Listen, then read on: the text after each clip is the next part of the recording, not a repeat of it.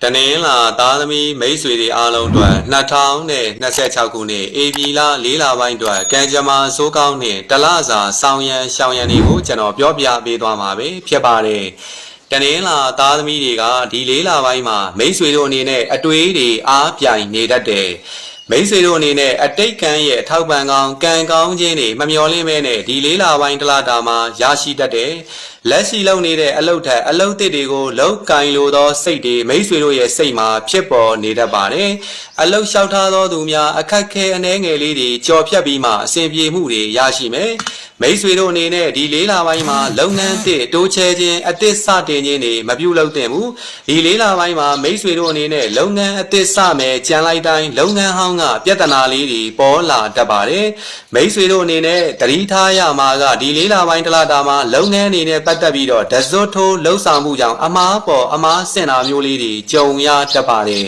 အဲ့တော့ဒီလတလတာမှာကျွန်တော်ရဲ့တနင်္လာသားသမီးမိတ်ဆွေတို့အနေနဲ့เนาะငွေကြေးလုပ်ငန်းကုန်ပစ္စည်းအမျိုးမျိုးရောင်းဝယ်ရေးလုပ်ငန်းအီလက်ထရောနစ်လုပ်ငန်းကုန်စိမ်းရောင်းဝယ်ရေးလုပ်ငန်းတွေကိုလုပ်ကိုင်နေတဲ့သူတွေအကျိုးများစွာရရှိတတ်ပါတယ်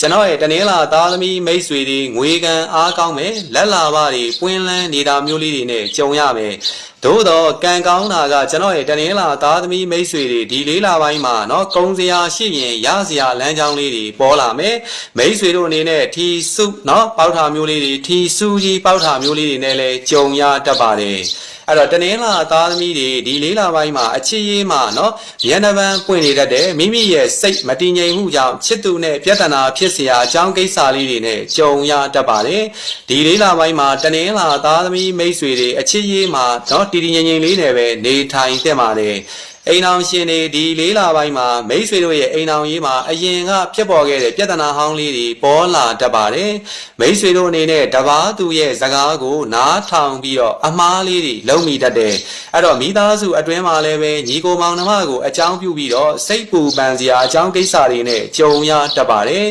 မိတ်ဆွေတို့ရဲ့ပန်းဝင်ခြင်းမှာအာနာသောစိတ်ကိုเนาะအခွင့်ကောင်းယူပြီးတော့เนาะလူလိန်ခံရတာမျိုးလေးတွေကြုံရတတ်ပါတယ်အဲ့တော့မိတ်ဆွေတို့အနေနဲ့ဒီ4လပိုင်းမှာเนาะအကင်းပါပါလေးနဲ့နေထိုင်သင့်ပါတယ်မိတ်ဆွေတို့အနေနဲ့ဒီ4လပိုင်းတလတာမှာလည်းပဲခရီးတွေမထွက်ချင်မဲနဲ့ထွက်နေရတာမျိုးလေးတွေကြုံရမယ်မိတ်ဆွေတို့အိမ်မှာဗုဒ္ဓဦးနံပစ္စည်းကိုအကြောင်းပြုပြီးတော့စိတ်ညစ်စရာကိစ္စလေးတွေနဲ့လည်းကြုံရတတ်ပါတယ်အဲ့တော့တနင်္လာသားသမီးမိတ်ဆွေမိမိတို့ပညာသင်ကြားရာနေရာတွေဒီ4လပိုင်းတလတာမှာပြောင်းရွှေ့ခွင့်တွေနဲ့ကြုံရမယ်မိတ်ဆွေဆရာသမားတို့ရဲ့အကူအညီနဲ့သင်တန်းတက်ခွင့်တွေရရှိပြီးတော့တနင်္လာသားသမီးမိတ်ဆွေတွေဟာဆိုရင်ဒီ4လပိုင်းတလတာမှာနိုင်ငံခြားကံတွေလည်းအားကောင်းနေတာမျိုးလေးတွေကြုံရမယ်တလတာပဲဖြစ်ပါတယ်အဲ့တော့မိတ်ဆွေတို့ရဲ့ကျမ်းမာရေးအနေနဲ့ဒီတလတာမှာဆိုလို့ရှိရင်မျက်စိယောဂါစီးကြိုယောဂါသွေးတိုးယောဂါခြေထောက်ဒူးနာသောယောဂဝေဒနာလေးတွေခံစားရတတ်ပါတယ်ကျွန်တော်ရဲ့တနင်္လာသားသမီးမိတ်ဆွေတို့အနေနဲ့ဒီ4လပိုင်းတလတာမှာငွေကြေးကိစ္စတွေအဆင်ပြေစေဖို့เนาะလက်လာပါတွေရှင်လန်းစေဖို့ဆိုလို့ရှိရင်ကြံရည်အဆင်ပြေတဲ့လူကလည်းကြံရည်လုပ်ပဲတကယ်လို့မပြေတဲ့လူကလည်းကိုကာကိုလာချိုရည်လေးကိုလက်ဆောင်ပေးရင်လှူဒန်းရင်းနဲ့ငွေကြေးခက်ခဲတွေပြေလည်စေဖို့ဒါစူတောင်းပေးရမှာပဲဖြစ်ပါတယ်မိတ်ဆွေတို့အနေနဲ့ဒီ4လပိုင်းတလတာမှာအရေးကြီးကိစ္စမှန်သမျှကိုတွားရောက်ရန်ရှိတဲ့သူတွေဆိုလို့ရှိရင်20ရက်29ရက်နေတွေမှာအရေးကြီးကိစ္စမှန်သမျှကိုဆောင်ရွက်တင်ပါတယ်အဲ့တော့မိတ်ဆွေတို့အနေနဲ့6ရက်9ရက်18ရက်နေတွေမှာအရေးကြီးကိစ္စမှန်သမျှကိုရှောင်ရှားတင်ပါတယ်အရေးကြီးကိစ္စတွေကိုတွားတော့မယ်ဆိုလို့ရှိရင်ကော်ဖီရောင်ချိုးချင်းရောင်ခဲပုတ်ရောင်ပါသောလက်ကီကာလာလေးတွေကိုရွေးချယ်ပြီးတော့ဝစ်စင်တင်ပါတယ်ထီဝါဒနာပါလို့ထီကန်ဆန်းကျင်တယ်ဆိုလို့ရှိရင်မိတ်ဆွေတို့ရဲ့ထီနံပါတ်မှာနှစ်အစခွန်ဆုံးပါသောထီနံပါတ်တွေကိုရွေးချယ်ပြီးတော့ကန်ဆန်းတင်ပါတယ်အဲ့တော့ကျွန်တော်ရဲ့တနင်္လာသားသမီးမိတ်ဆွေတွေအားလုံးဒီ4လပိုင်းတလတာမှာညံ့နေတဲ့ကိစ္စတွေပြေပြောက်ပြီးတော့ကောင်းနေတဲ့ကိစ္စတွေပုံမကောင်းတတ်ကောင်းအောင်ဆိုလို့ရှိရင်မိတ်ဆွေတို့ရဲ့မွေးနေ့မနက်ပိုင်းမှာမြတ်စွာဘုရားရှင်ကိုတော်မြတ်ကြီးကိုဝိုင်းဆက်တော်မုံပေါ့နော